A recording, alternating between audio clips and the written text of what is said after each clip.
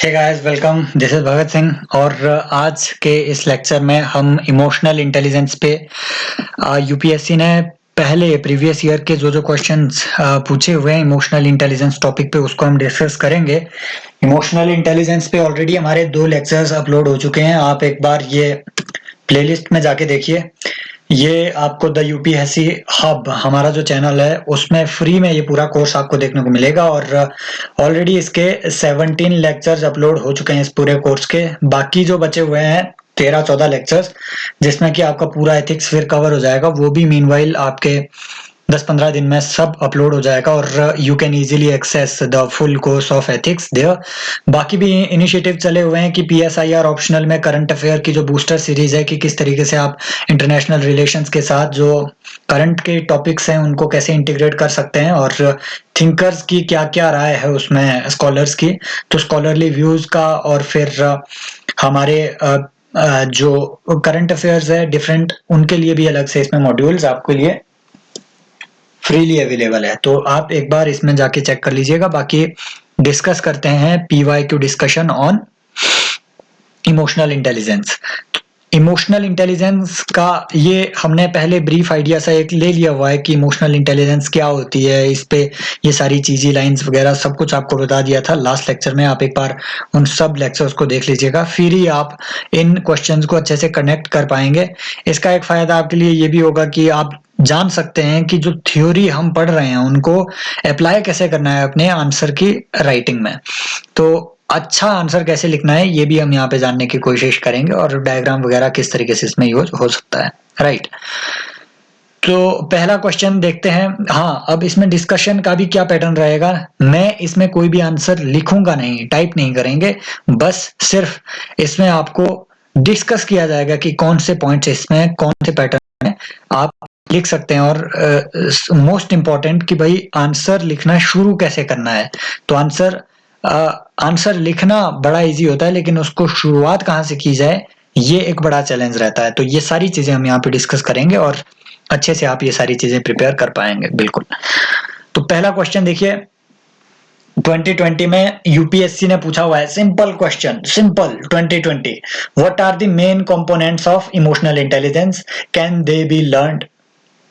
Simple question कि भाई emotional intelligence के क्या क्या कंपोनेंट्स है। तो आप सिंपली इसमें लिख सकते थे वो सारे कंपोनेंट्स जो हमने पढ़े हुए हैं ऑलरेडी, जो हमने पढ़े हुए हैं। ये देखिए, जो डैनियल गोलमैन का कॉन्सेप्ट है इमोशनल इंटेलिजेंस का, कि डैनियल गोलमैन ने कहा है there are 5 components of emotional intelligence.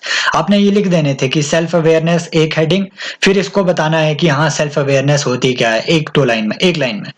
Self regulation कि भाई अपने एक्शंस को रेगुलेट करना कैसे आ सकती है। सेल्फ रेगुलेशन की कैपेसिटी जब आप अपने बारे में सबसे पहले अवेयर हो कि भाई मैं ये काम करूंगा तो इसका ये इंपैक्ट होगा।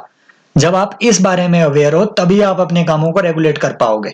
नेक्स्ट इज मोटिवेशन स्किल कि भाई दूसरों को मोटिवेट करने की अगर आप में स्किल है, इमोशनल इंटेलिजेंस आप में ज्यादा होगी if you are able to motivate other people towards a certain goal. क्यों? क्योंकि motivation is something that you need to draw from the hearts of the people. वो आदमी के दिल में मोटिवेशन जगनी चाहिए होते हैं, उसे कहते हैं मोटिवेट करना, सुनाना नहीं है किसी को। तो if you are able to exercise that power it means you are emotionally intelligent. तो ये एक चौथा कंपोनेंट हमने पढ़ा, एम्पैथी, कि भाई दूसरे जिन चीजों से सफर कर रहे हैं अगर आप अपने आप को उसकी पोजीशन में रख पा रहे हो और उसी चीज को आप फील कर पा रहे हो कि वो सफरिंग का लेवल क्या होगा उस आदमी का, when you are able to feel that suffering, that is your empathy.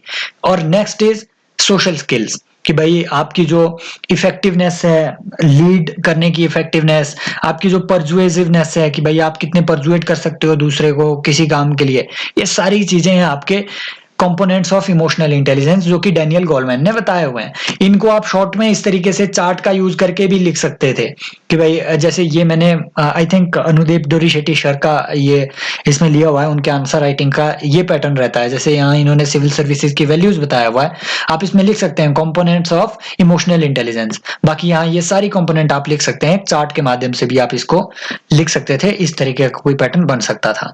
And can they B learned? Yes, absolutely. आप इसमें इस तरीके से कनेक्टिंग लाइन डाल सकते थे कि usually many people believe that emotional intelligence is something that person gets that person acquires by the entitlement of the birth, कि भाई जैसे आदमी पैदा होगा उसी से ही आपको एंटाइटलमेंट मिलेगी जैसे एनवायरनमेंट में आप पैदा होगे. मेनी पीपल बिलीव दिस कि भाई emotional intelligence is something related to the deep levels of human consciousness. वो आदमी के हार्ट से रिलेटेड है, इसलिए जैसी आपकी परवरिश होगी उसी तरीके से आप इमोशनली इंटेलिजेंट बन पाओगे. Many people believe this, but there are methods to learn the emotional intelligence as well. तो कौन से वो तरीके हो सकते हैं जिससे आप इमोशनल इंटेलिजेंस किसी आदमी में जनरेट कर सकते हो? तो इसमें आप ऐसे कुछ ऑप्शन दे सकते थे कि भाई yes, sensitization of people through various means like cinema वगैरह वगैरह. इन सारी चीजों से आप इमोशनल इंटेलिजेंट बन सकते हो emotionally when you are able to feel those things. तो उस सारी चीजों से, सेंसिटाइजेशन से, लाइक राइट. और बाकी क्या क्या तरीके हैं आपके इमोशनल इंटेलिजेंस को लर्न करने के, कि भाई आप अगर जब आप और ज्यादा लोगों से इन्वॉल्व होगे, when you involve with the society at a larger scale, you know much broader perspectives about the social psychology, and when you are well aware about the psychology of the people, when you are well aware about the psychology of the people, you become emotionally intelligent. Why? You know that in what circumstances people will feel angry, in what circumstances people tend to feel happy. तो उन सारी चीजों को आप तभी जानोगे when you are more socially integrated. तो social integration promote करने से भी आप इमोशनल इंटेलिजेंस लर्न कर सकते हो. नेक्स्ट तरीका क्या है आपका इमोशनल इंटेलिजेंस लर्न करने का? नेक्स्ट वे इज कि you can learn emotional intelligence by self introspection. क्यों? क्योंकि ये कंपोनेंट हमने पढ़ा हुआ है यहाँ इमोशनल इंटेलिजेंस का, सेल्फ रेगुलेशन और सेल्फ अवेयरनेस. सेल्फ अवेयरनेस कैसे आएगी? When you do your own introspection, when you introspect yourself, that will lead you towards self awareness. उस वक्त आपकी आत्मा जागृत होगी, राइट? तो इस तरीके से ये सारे कुछ ऐसे मेथड्स है through which you can literally learn how to be emotionally intelligent. तो इन सारे ऐसे आप इसमें एक दो मेथड अगर आप सोच पाओ, अभी तो मैं ये 3-4 ही सोच पा रहा हूं, और कुछ आपके अगर मेथड आप सोच पाओ तो इस तरीके से आप इस आंसर को एड्रेस कर सकते हो. बाकी ये 10 मार्कर ही क्वेश्चन था, तो इतना ही इसको एड्रेस करना था और इतना ही इसका आंसर भी आपका बनता है. फ्लो चार्ट आप इसमें यूज कर सकते थे जैसा यहाँ पे यूज हुआ है, right? Next, emotional intelligence is the ability to make your emotions work for you instead of against you. देखिए 2019 में यूपीएससी ने डायरेक्टली ये क्वेश्चन पूछा हुआ है, और ये यहाँ देखिए जो हमने पिछला लेक्चर इसमें कवर किया है, राइट? सी लुक हियर, ये लाइन जो मैंने यहाँ डाली हुई है कि emotional intelligence is the ability to make your emotions work for you instead of against you. ये बिल्कुल यही लाइन हमने अपने पिछले लेक्चर में भी डाली थी, और यही लाइन यहाँ पे यूपीएससी ने पूछी हुई है, स्टेटमेंट डाल दी हुई है. तो आपको बताना है कि do you agree with this view. ये कीवर्ड पे फोकस करना, do you agree with this view.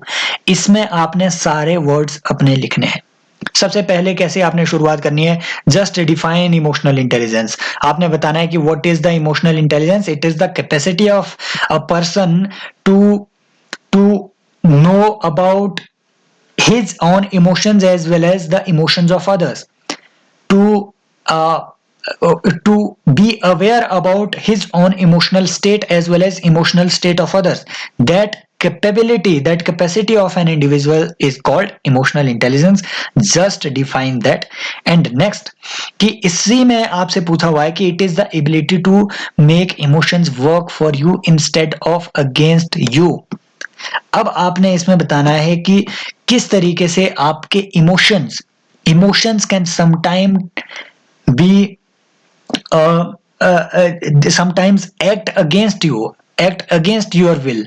तो वो सारी सर्कमस्टांसेस आपने एग्जाम्पल के साथ बतानी है कि समटाइम्स इमोशंस आपके खिलाफ भी काम करने लग जाते हैं. You start becoming a person with overthinking kind of mindset. You start doing overthinking when you become very emotional, you become overthinking person. आप किसी चीज के बारे में overthink कर दोगे, then you start having depression due to emotional. If you are not in a good emotional state, you start feeling depressed.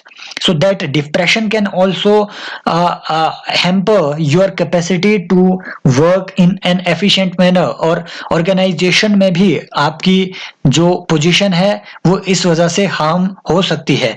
तो ये सारी कुछ ऐसी चीजें हैं जिससे कि इमोशंस कई बार आपके खिलाफ काम करने लग जाते हैं, आप ही के इमोशंस आपके अगेंस्ट हो जाते हैं. तो इस तरीके से पहले आपने बताना है कि how emotions can work against you. अब आपने इसमें लिखना है कि इमोशनल इंटेलिजेंस किस तरीके से आपको इस डायलेमा से बाहर निकालेगी, अपने आप से आपकी लड़ाई से आपको एकदम विजेता बनाएगी. तो आपने इसमें ये भी बताना है कैसे ये सारी चीजें इसमें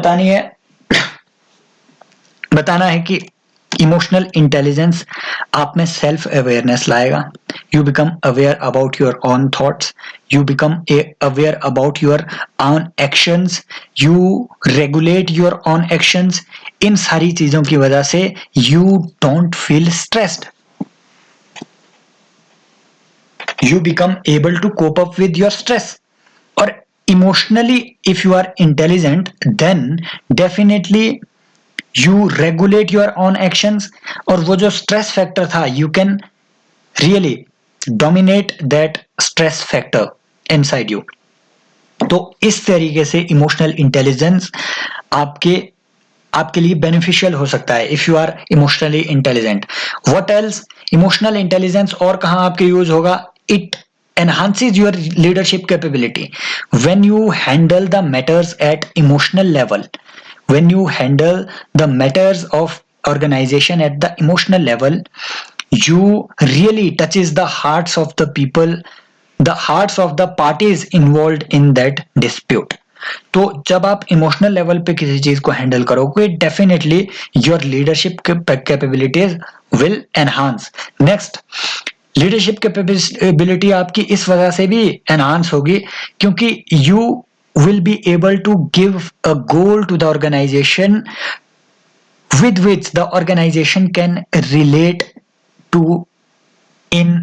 at the emotional level. तो एक ऐसा गोल आप दे पाओगे ऑर्गेनाइजेशन को जिससे कि ऑर्गेनाइजेशन फील करेगी कि we are emotionally connected to that goal, to with that goal.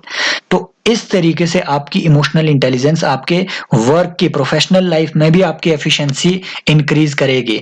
This is why you need to be emotionally intelligent. And definitely yes, आपने फिर लिखना है कि yes, I agree with this view that if you are emotionally intelligent then definitely you will be able to make your emotions work for you instead of working against you. Done. Next question. How will you apply emotional intelligence in administrative practices? वही एक बार फिर से वही सारी चीजें जो हमने यहाँ डिस्कस की कि भाई इमोशनल इंटेलिजेंस का यूज क्या होता है, वही चीज यहाँ पे भी पूछी हुई है. जैसे हमने शायद ये पीछे भी अभी हमने बात की है, यस यहाँ हमने बात की है कि ये सारी चीजें आपके इमोशनली इंटेलिजेंट होने के बेनिफिट्स आपको ये सारे रहेंगे कि हाई ईक्यू का मतलब है कि आपकी लीडरशिप की क्वालिटीज एनहांस होगी, स्ट्रेस से डील करने की आपकी कैपेबिलिटी अच्छी होगी, और हैंडल इशू को आप इमोशनल लेवल पे हैंडल कर सकते हो. ये सारी चीजें हमने डिस्कस कर ली हुई है. और आपकी जॉब सेटिस्फेक्शन इंक्रीज होगी, आपकी वर्क की एफिशिएंसी इंक्रीज होगी. क्यों? क्योंकि आप एक अच्छे लीडर बन पाओगे if you are emotionally intelligent. आप अपने वर्कर्स से काम ले पाओगे easily if you are emotionally intelligent. उनके इमोशंस को टच करके you can definitely get good work from your subordinates. तो उस तरीके से आपकी वर्क की एफिशिएंसी भी, प्लानिंग की एफिशिएंसी भी बेटर होगी. तो इन सारी चीजों को ही आपने पब्लिक एडमिनिस्ट्रेशन में अप्लाई करना है. फिर आप इसमें एडमिनिस्ट्रेटिव प्रैक्टिसेस में इमोशनली इंटेलिजेंट होने के कुछ एग्जांपल्स भी आप इसमें दे सकते हैं कि भाई इतिहास में ऐसा कहां कहां हुआ है कि if you are emotionally intelligent then आप एक अच्छे एडमिनिस्ट्रेटर के तौर पे याद रखे गए। इतिहास में ऐसा कहाँ कहाँ हुआ है, जैसे लास्ट लेक्चर में ही हमने एक केस स्टडी डिस्कस की थी, एक बार देख लीजिएगा उसको, रूसी मोदी का। रूसी मोदी जो है एमडी थे टाटा स्टील के, तो रूसी मोदी के वहां पे एक एड्रेस था जमशेदपुर में रूसी मोदी का। तो टाटा स्टील की जो फैक्ट्री थी उसके एक वर्कर ने कहा कि सर, हैंड रेज कर दिया और कहा कि सर मेरा कोई डाउट नहीं है आपसे, लेकिन एक बार आप चल के हमारा टॉयलेट देखिए। रूसी मोदी एग्रीड, उसने कहा कि यस हम चलेंगे, आपके टॉयलेट्स देखते हैं सारे वर्कर्स के। तो वर्कर्स के टॉयलेट से बिल्कुल गंदी बदबू आ रही थी, स्मेल थी, और टॉयलेट्स बिल्कुल भी अच्छी हालत में नहीं थे। बिल्कुल बगल में वहां पे एग्जीक्यूटिव्स के टॉयलेट्स बने थे, बिल्कुल एकदम साफ सुथरे टॉयलेट्स, साफ सुथरे टॉयलेट्स। रूसी मोदी ने तुरंत एग्जीक्यूटिव ऑफिसर्स को बुलाया और कहा कि तुम कितने टाइम में इसको ठीक कर दोगे इन टॉयलेट्स को। एग्जीक्यूटिव ने बोला sir it would take around 1.5 month, तो इतना टाइम तो लग जाएगा। रूसी मोदी ने कहा डू इट नाउ, अभी इसको ठीक करो। एग्जीक्यूटिव ने बोला सर इट इज इम्पॉसिबल, हम ये एक दिन में कैसे कर सकते हैं। रूसी मोदी ने एक ऑर्डर पास किया, कहा कि तुम करोगे, तुम्हारा बाप भी करेगा। रूसी मोदी ने कहा कि इंटरचेंज कर दो जो भी साइन बोर्ड्स लगे हुए हैं, एग्जीक्यूटिव का साइन बोर्ड वर्कर्स के टॉयलेट में लगा दो, वर्कर्स का साइन बोर्ड एग्जीक्यूटिव के टॉयलेट्स में लगा दो, और ये सारी चीजें हर रोज इंटरचेंज होती रहेगी, ये साइन बोर्ड हर रोज शिफ्ट होता रहेगा। ये था इमोशनल इंटेलिजेंस का नतीजा। He was emotionally connected to the workers situation, वो इतना इमोशनली कनेक्ट कर पाए उससे कि उन्होंने ऐसा ऑर्डर पास कर दिया। इससे एग्जीक्यूटिव नाराज भी हो सकते थे, लेकिन फिर भी एडमिनिस्ट्रेटिव एथिक्स की जहां अब बात करें, मतलब कॉर्पोरेट एडमिनिस्ट्रेशन की बात करें, तो रूसी मोदी का एग्जांपल हर जगह दिया जाता है। It was an exemplary decision taken by रूसी मोदी। तो ऐसी चीजों को भी आप इसमें कोट कर सकते हो। Next, what is emotional intelligence and how can it be developed in people? Simple, वही बात फिर से, how does it help in individual in making ethical decisions? वही बात फिर से जो हमने यहाँ पढ़ा था कि what are the components of emotional intelligence, यही सारी चीजें आप यहाँ भी लिख सकते हो। पहले डिफाइन करो इमोशनल इंटेलिजेंस को, जैसे हमने यहाँ डिफाइन किया था कि emotional intelligence is the capacity of individual to be aware about his own emotions as well as the emotions of others. और फिर ये चीजी लाइन भी आप इसमें डाल सकते हो कि emotional intelligence is the ability to make your emotions work for you instead of against you. ये भी आप ऐसे क्वेश्चंस में डाल सकते हो स्टेटमेंट। नीचे फिर आप इस तरीके का फ्लो चार्ट सा यूज करके आप बता सकते हो कि इमोशनल इंटेलिजेंस के वो कंपोनेंट्स कौन कौन से हैं। जैसे हमने पहले पढ़े थे 5 कंपोनेंट्स डेनियल गोलमैन के, आपके सेल्फ अवेयरनेस हो गया, सेल्फ रेगुलेशन हो गया, एम्पैथी हो गया। तो ये सारी चीजें आप यहाँ लिख सकते हो, इसके कंपोनेंट क्या क्या है। Next, how can it be developed, ये हमने इस क्वेश्चन में डिस्कस किया है कि how can you learn to be emotionally intelligent, वही चीजें इसमें आपने डालनी है। And how does it help individual in making ethical decision, वही सब बातें हैं जैसे हमने रूसी मोदी का एग्जांपल डिस्कस किया, और इस क्वेश्चन का आंसर जैसे हमने यहाँ पे डिस्कस किया। ये सारी चीजें आपने वही सब चीजें इसमें लिखनी है। ये क्वेश्चन 100% रिपीटेड था। एक 2016 में यहाँ क्वेश्चन आया था कि Max Weber said that it is not wise to apply the public administration to public administration the sort of moral and ethical norms that we apply to the matters of personal conscience. It is important to realize that state bureaucracy might possess its own independent bureaucratic morality.